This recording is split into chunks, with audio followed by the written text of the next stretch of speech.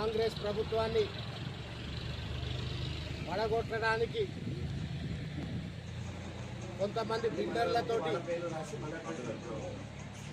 కుమ్ముక్కై డబ్బుల ద్వారా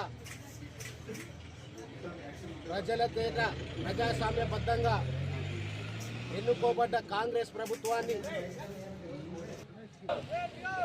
ఉంచడానికి ఎమ్మెల్యేలను కొంటున్నాం.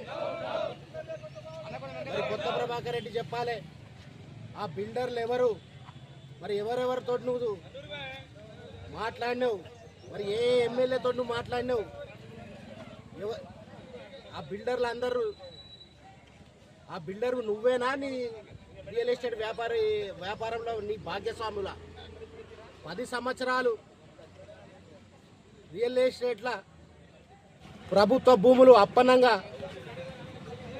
కొట్టేసి ఎన్నో డబ్బులు సంపాదించి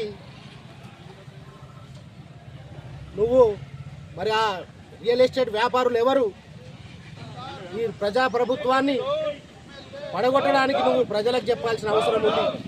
నువ్వు రాజద్రోహం చేసినావు.